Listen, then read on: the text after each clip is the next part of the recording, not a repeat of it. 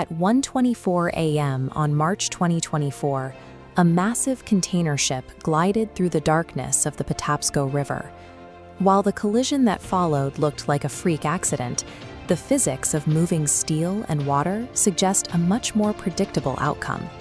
10 distinct layers of protection stood between the Neo-Panamax container ship Dolly and the Francis Scott Key Bridge.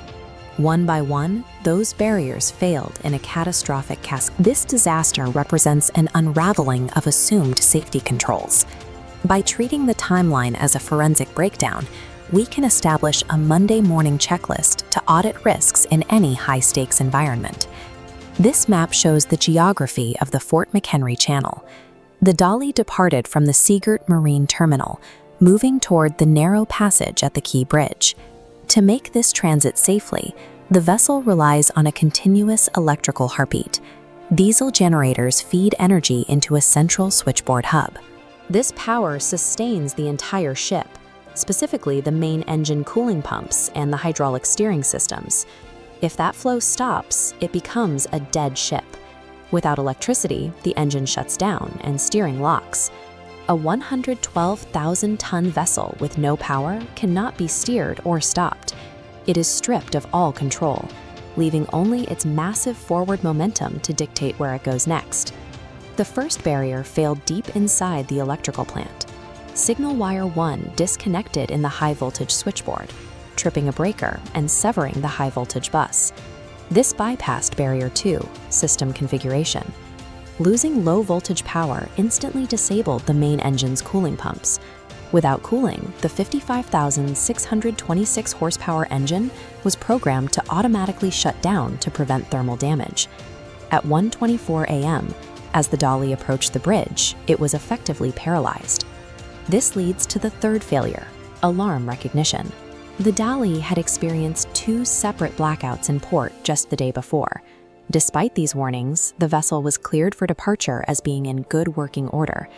Departing with known mechanical instabilities removed the margin for error, transforming a manageable in-port fault into an underway crisis. As the ship drifted off course, the pilot hit the fourth barrier, emergency response.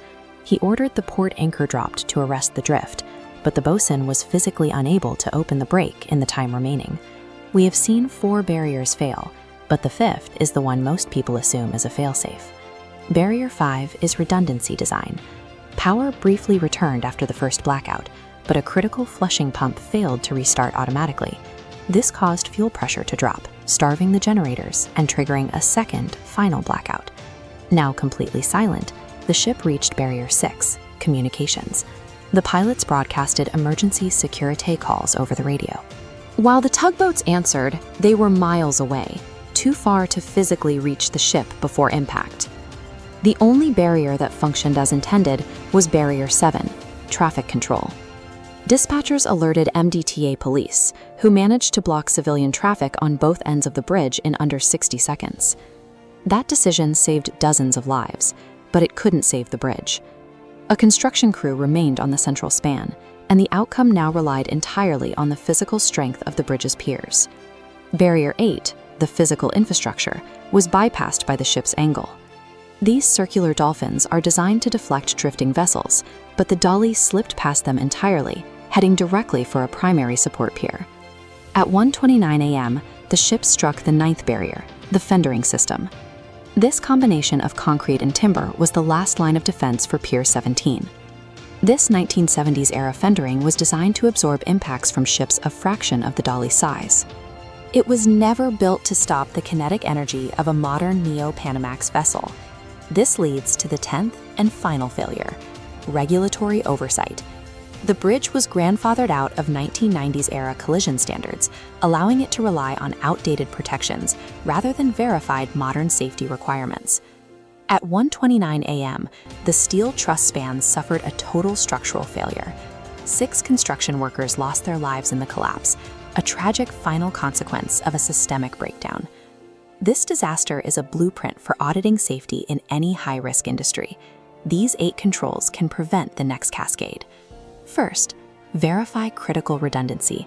Eliminate single points of failure, like the Dolly's flushing pump. Second, mandate emergency drills so responses are automatic. Third, set strict stop work thresholds. If you see a blackout in port, you don't leave until the root cause is fixed.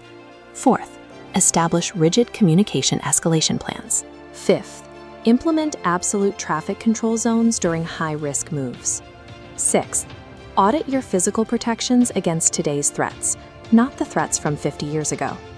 Seventh, use advanced inspections, like thermal imaging, to find hidden flaws before they fail. And eighth, ensure that being grandfathered into a regulation doesn't mean a hazard is being ignored. Systemic failure requires systemic vigilance. Assumed safety is never enough. If you think this was preventable, watch this next HSE study case. If you want to learn more about workplace safety and OSHA rules, subscribe to HSE Study.